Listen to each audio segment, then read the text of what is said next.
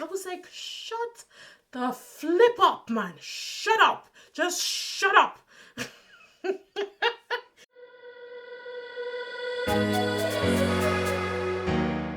Hi people, welcome back to the first time I'm telling it's despite them. We are doing a review of the Netflix Japanese reality TV show Offline Love, which was just released in February 2025. Do all the right things and let's just get into it because I really like this one. I literally just wrapped up episode 10, guys. I just did. I did reactions. The reactions are available on Patreon. By the time this comes out, all the reactions should be on Patreon. I'm not sure what episode we're on on YouTube, but episodes are coming out weekly. So if you want early access, be sure to join the membership. The link is in the description, or you can just hit the join under this video there. Otherwise, it's still going to come out if you're patient. If you want to be patient and just wait for it, they're all going to be released eventually. I just can't release everything in one day. But yeah, let's dive into it. So basically the show takes 10 singles all the way to France. The show was shot in Nice, which, oh, so beautiful. I really want to go. First time I saw like Nice as a location in a movie was in The Killers, and I really loved it then. And seeing this again, it really made me want to go, so maybe one day. But the plot twist is that there are no phones. And even no cameras, because throughout the whole thing I was saying, oh, I know phones are not around, but I could have brought a digital camera and taken pictures because it was so beautiful, it was so picturesque. But they'd said it in episode 1 that cameras were not even allowed. But you know, my excited brain, I don't know how I forgot about that. The show is basically trying to answer the major question: can love bloom without, you know, DMs, dating apps, or, you know, endless texting and sexting and all that kind of stuff. And I like it. It takes me back. I never really did romantic love letters because I was young when letters were used as a method of courtship. But I remember my best friend moved away when I was, I think, 10 or something like that, and I would have to write letters. She moved to a different state. There was no phones then. I think there was landlines, maybe. No, maybe not actually. But I remember writing letters, and we would exchange letters via people who were traveling from state to state. And that's how usually the priests that would travel around, you know, doing missionary work and all that stuff. Or an uncle or a relative here that was coming back to my state and going, you know, stuff like that. That's how we used to exchange information back then. It didn't last too long. There were not many people traveling a lot, so I didn't really get to see her until about 15-20 years later, where we met again in person. But I remember doing that, and I remember having pen pals and all that kind of stuff because that was all the rage. So when they said no phones and they would have to write letters and put them in the mailbox, I instantly knew what they were going for, and I was like, yes, I'm down for this. So the show dropped 10 Japanese singles in Nice, and they would have to communicate via these mailboxes that they'd set up for them in this central meeting point.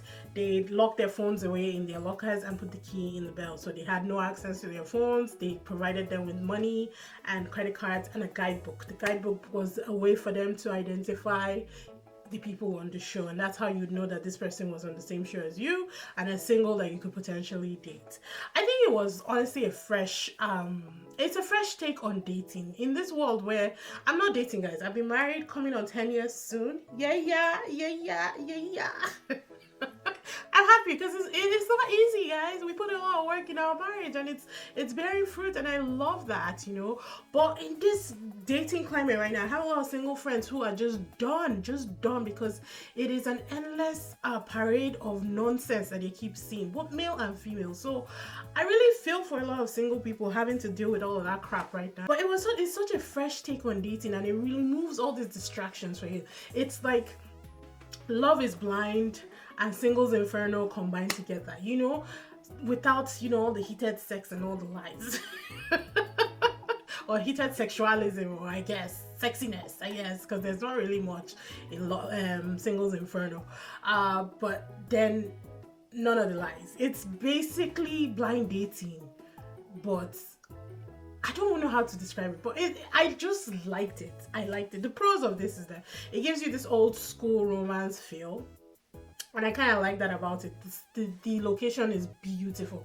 If you can't fall in love with Nice, where can you fall in love, you know? Which will, oh my god, there definitely some hearts were broken in this, and it was kind of sad. And then the commentators, they always have commentators for this, and the Japanese duo, I think a comedy duo, and I don't know what the woman does, but there's 3 of them. And they really did bring a lot to it, especially one of the comedians, the one with glasses. He was extremely funny, but also down to earth when he needed to be. And I like that twist, you know, the dynamic that he brought to the show. So I love that. I really did enjoy that. Now the cons. It does tend to move slow sometimes for the viewers, and they do sharp cuts because they're going from person to person. It's chance encounters, so nothing is planned. It's left up to fate. So if you're meeting this person, it might be your fate. If you're not, also your fate. Everything is random. Now I'm not really sure how randomized it was. I don't know if the producers had a hand in stirring the pot and mixing things up a little bit here and there. We will never know. Reality TV is kind of like what you get is what you see, you know. Whatever they give us is what we just take. And then some of the batches felt really underdeveloped, and we'll talk about it when it comes to one of the guys who basically missed his chance, is what I'm thinking in this whole thing. But then again, I don't think the girl actually liked him, and if you know, you know. But let's dive into the singles, because I got a lot to say about every single one of that. We'll do girl guy. I think we'll just do it like that, just based on the picture that is going to be beside me. So let's start with Kanaka, who is my favorite. She's a 25-year-old business owner, and I think she's in the fashion world. I think she styles clothes or develops or creates clothes. I don't know. She owns her own business is what it is. She has to be one of the most mature 25-year-olds I have seen in my life. Not that she doesn't look it, it's just the way she carries herself, the way she interacts, the way she moves, the way she speaks. I love her. Honestly, love her. Eventually we get to find out that she honestly just came here for a break from her busy life and a busy schedule, and ended up kind of falling in love with the person. Not really falling in love, actually, kind of falling or meeting somebody that was actually spectacular, and somebody that she could probably develop something with down the line. So her story, I think she meets Kensuke first. It was a chance encounter. They spent 2 days together, and both of them, there was nothing there, so they just decide that, you know, let's go this way, you go this way, let's see if we can meet other people. And it's very amiable, very nice. I think maybe if anything, there's a friendship that was developed there, which I love. Atushi is a 30-year-old former water sports player, Olympic player. He was one of the most he believed in fate. Atushi was very much all about, if it's meant to be, it will be. His first encounter, I think, was with Nanami, and I think it was by chance. Was it Nanami? I'm trying to think. I think he met her at the mailbox. No, his first encounter was actually Yudai. He met a boy, Yudai, and then he met Nanami at the mailbox, that central station where they post their mails, and she had sent him a letter earlier on. And so when they met there, it was kind of awkward. And I'm like, no, if it's a chance encounter, if you believe so much in fate, then this should be it. You should think that this is your fate, right? But it didn't really work out that way. They just kind of chatted, and then they decided that they would meet when they planned to meet afterwards. He was a very interesting character. I found him very interesting. Toko is 24, and she's an actress. I love Toko. Toko had my heart as soon as she came on the scene. She's so cute, so adorable. Unfortunately, the cards were not going to fall well for Toko in this whole thing. So sad, so sad. Toko liked, she first met with Atushi. There was nothing there. He said he liked, I just don't think she was his type, so he wasn't attracted. She likes tall guys, and she was almost taller than Atushi, so I knew it won't work out from the beginning. And then she met Yudai and fell head over heels. We will talk about it. Aru was late. Aru didn't make it on day one. Turns out that his flight was cancelled and he lost his luggage.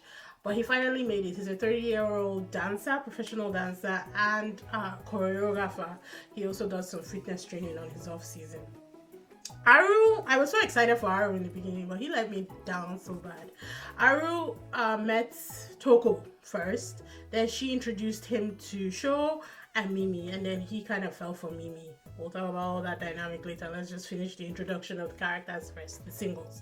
Nanami is a sweet girl. Nanami's 25 and she's also an actress. Nanami in her intro says she wants to know what it's like to cry for love. And I said, why, girl? Why?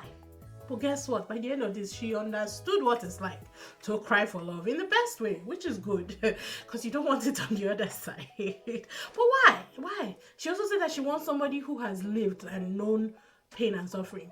Looking at it now, knowing her story, I understand why she phrased it the way she did.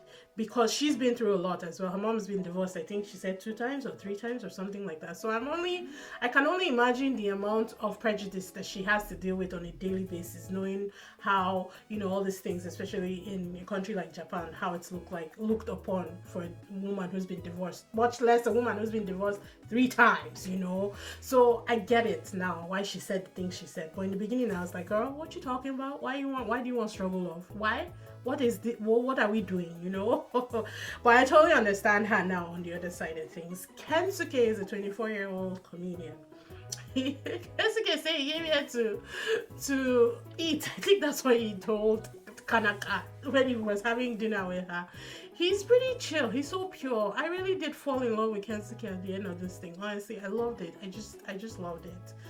Maho is a 30-year-old model who lives in Paris. So she said her dream is to walk the Paris Fashion Week. That's why she moved to Paris. I hope it really did come through for her, honestly. She's such a beautiful person and a beautiful soul. And she was somebody that got beautiful the more I saw her. Every single time I'll be like, oh, she's stunning, she's gorgeous, you know? That kind of personality that, or individual where their inner person shines through and you just see them for the lovely person that they are. I knew that her man was not on this show, and I said it from the beginning, but it's so sad the way things really fell through for her. I just really fell for her by the end of it. I was crying, guys. You know me, I'm a big softie. People cry in front of me, I cry. I'm human.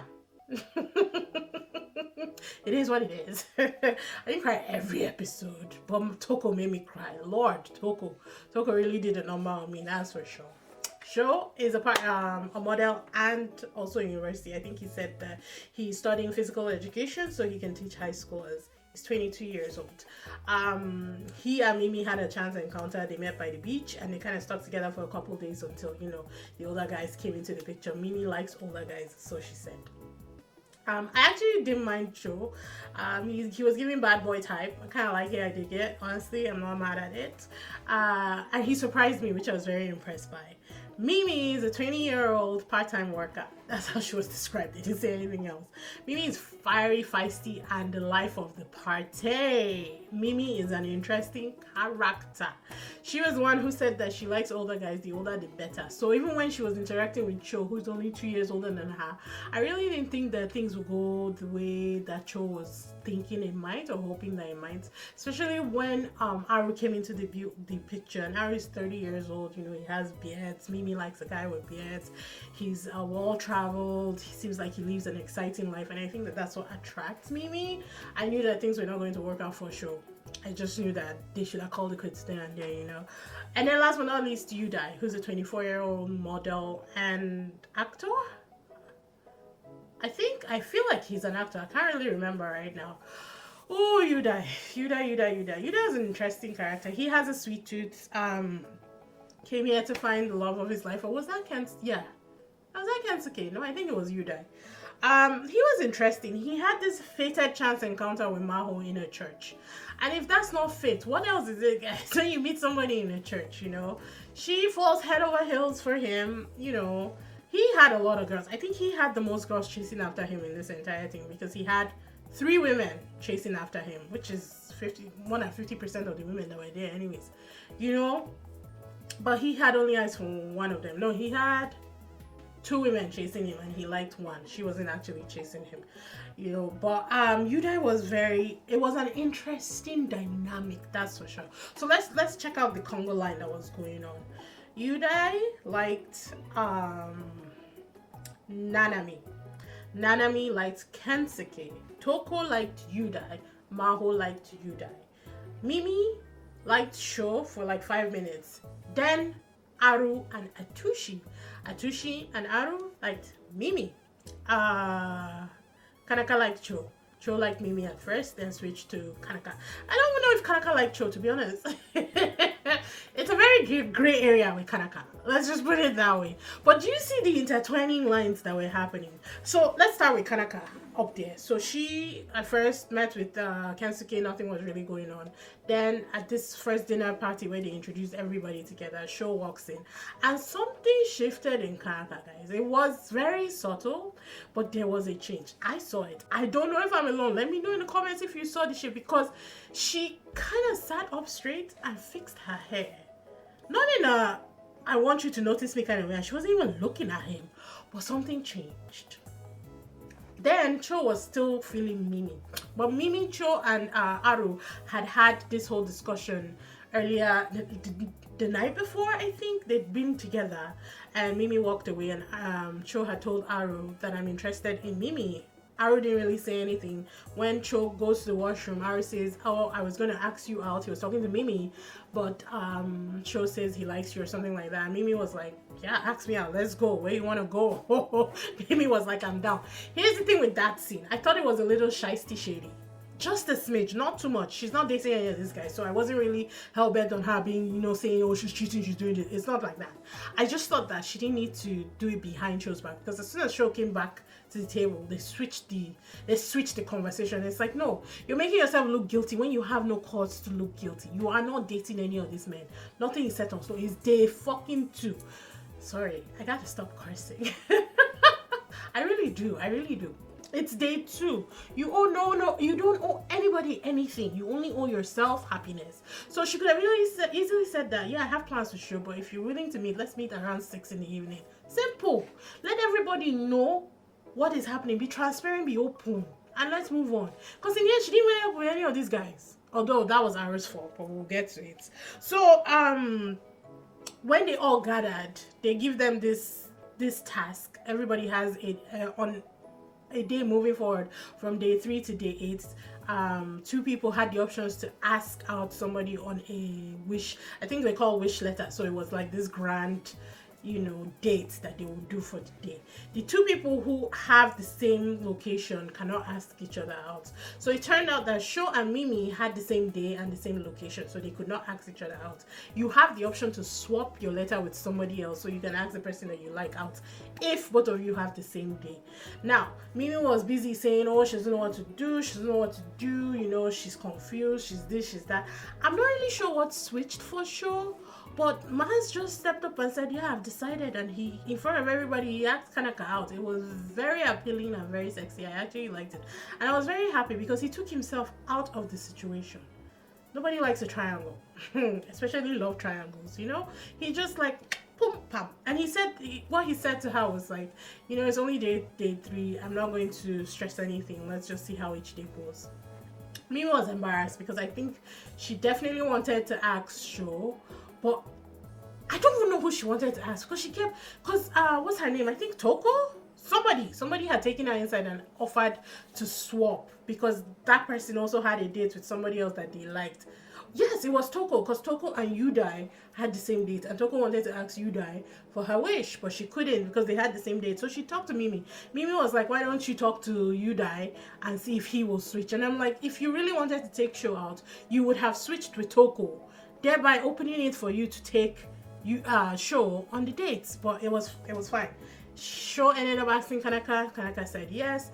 Mimi, I thought we'll go to Aru, and she just did a 180 and asked Atushi out. She'd never even hung out with Atushi before. So I'm not really sure where that came about, but in the end, it ended up being good for her, to be honest. So that kind of resolved itself. Mimi and Sho went their separate ways. It was now between Mimi, Atushi, and Aru. Aru was very... Obviously, he felt some kind of way about it because she'd asked Atushi out, but she did it right there, like in his front. I was like, girl, I gotta respect it. Shook me up. Loved it. And then that whole situation kind of like boiled down. In the end, Aru still did ask Mimi on his own wish, and they went somewhere, I think the border between Nice and Italy, and the date was a date from hell. This was where Aru really showed himself. He was gaslighting this girl. He made the whole thing uncomfortable. He was in the mood. He couldn't break out of the mood throughout the entire night. he just made everything worse for no reason. And he really did. Here's the thing, I've dated a gaslighter before. I've dated somebody who is narcissistic and who is like an emotional manipulator, and that's what he was doing. So I was even very triggered when I was watching it. When I was doing my reaction, I was extremely triggered by it, because I was like, no, you can't do this, you can't put this on somebody. He kept saying that, I don't know how you feel, you haven't told me how you feel. And it's like, the girl has no allegiance. She doesn't owe you anything. She doesn't need to tell you anything. So why are you forcing her to confirm feelings for you when she hasn't made up her mind? It's the same thing that she was telling Atushi that she was telling you. Although she was holding hands with Atushi, so that's a whole different ball game entirely. But I just didn't like the way he approached the situation. And she had to overcompensate for his mood by being over the top and trying to make everything lighthearted and, airy and free. And it wasn't just working, because this guy was in a slump and he had this dark cloud that he kept carrying everywhere and dragging her into. I hated it. That episode was terrible and I felt for her. By the time she goes back to Nice and she goes to her hotel, Atushi was waiting for her, and she just breaks down and she starts crying because she was so relieved. And she had been holding on. She was probably just this ball of stress. I really felt for her in that moment. And Aaron knew that he'd messed up. So the next day, he was complaining. He was whining to Show and talking about the whole master manipulator. You know how they are now. Sorry, he really did set me off. He was talking about how, the whole day went and he's off Mimi or whatever. And then he starts putting the move on Maho.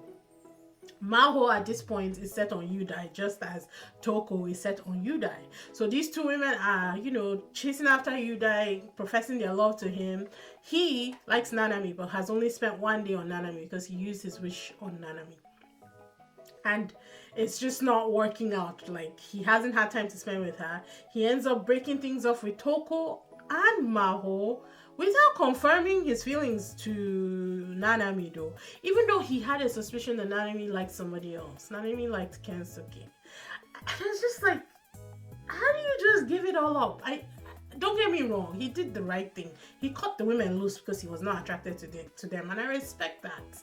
You shouldn't force anything. You should never be made to force anything. But how do you give up everything just like that?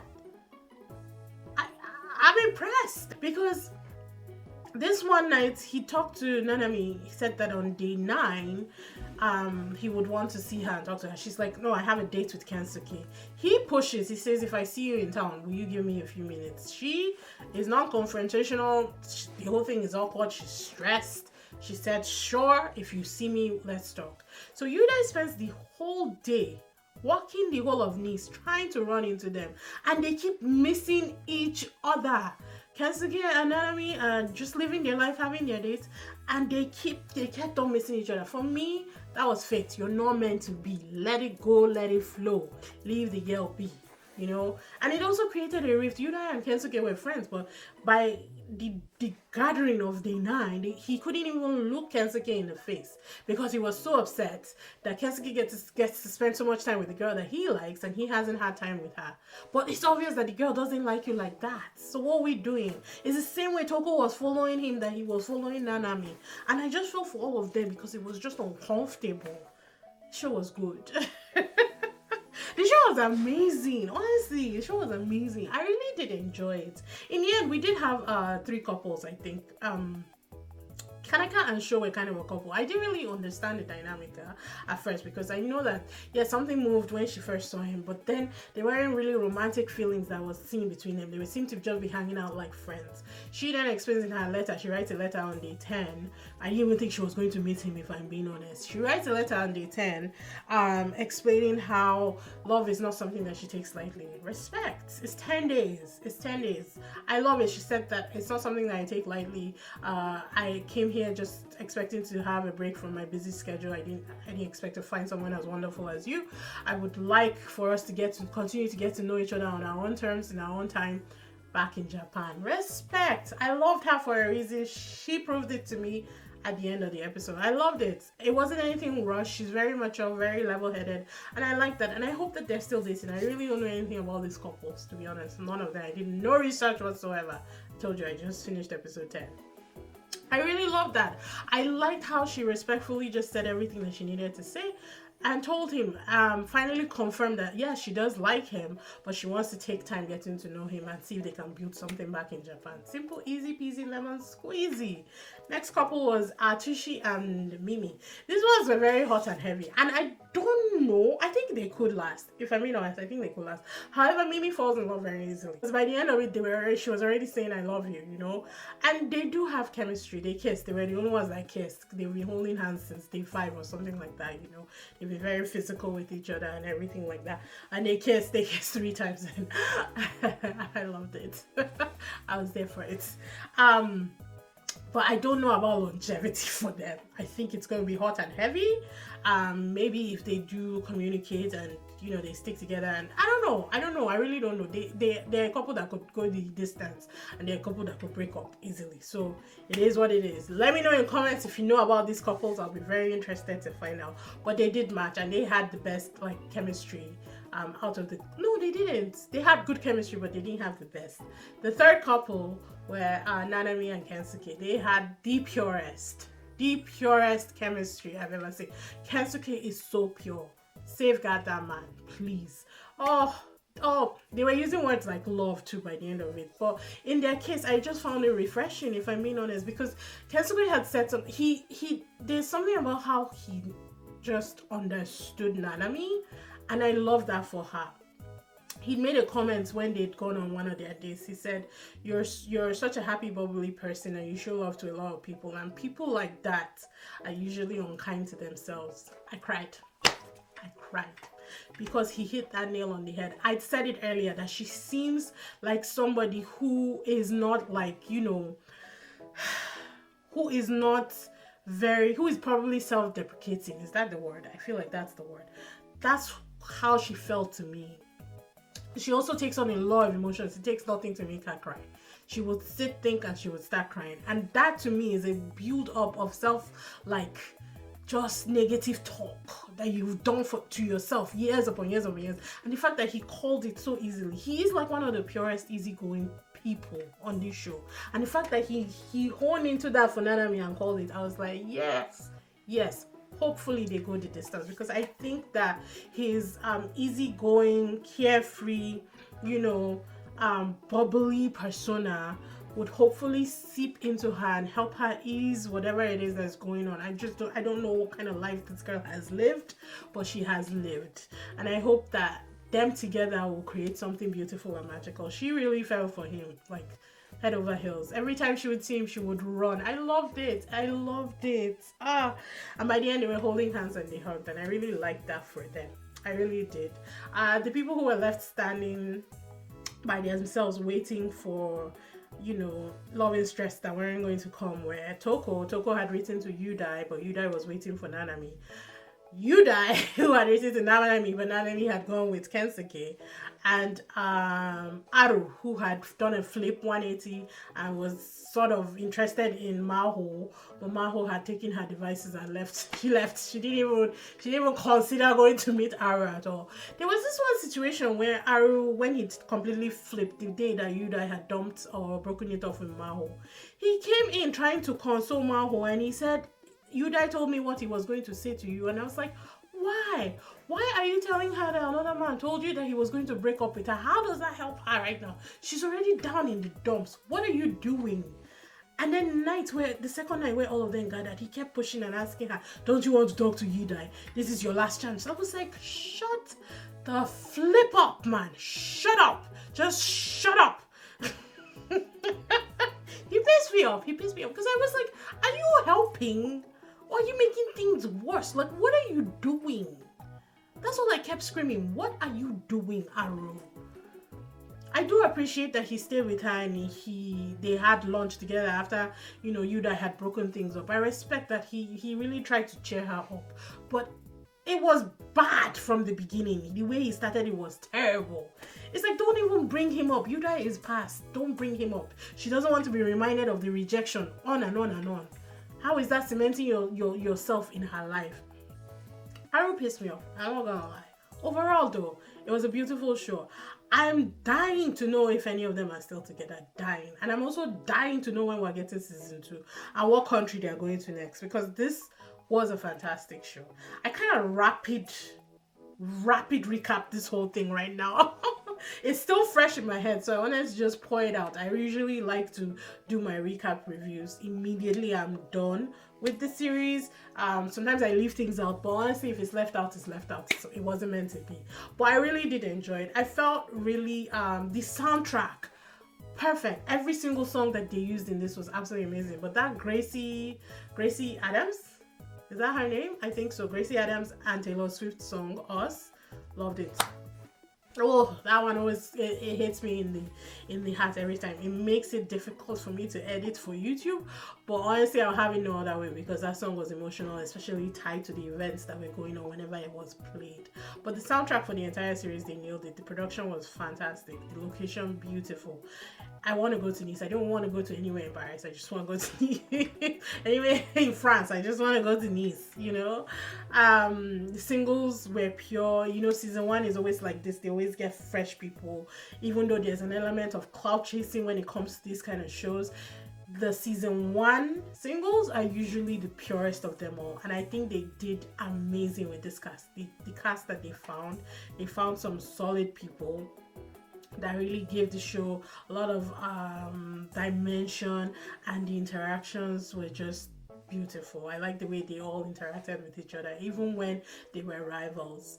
And the couples in the end, my favorite will be Nanami and Kensuke. I just love them, and I hope that they go a long way, because I think they make a beautiful couple. That's just the truth. I don't know how long these will last. I don't even know if it's all true, you know. Reality TV, you kind of get what you get when you get it. But I thought that they were a really solid couple, and I love how pure he was whenever he was interacting with her, whenever he would call her pretty. There was nothing contrived about it, and I think that's what I really appreciated about Kensuke the most. But yeah, loved it. It was a fantastic series. I know a lot of you would agree. A lot of you were already saying that yeah, you liked it from just me posting episode 1's reaction. So yeah, be sure to check out Patreon if you want to see all the reactions. Everything is usually on there, or you can just wait here. Everything will come out eventually. But yeah, thank you guys for coming along. I hope you enjoyed the review recap, and I will see you in the next one. Bye.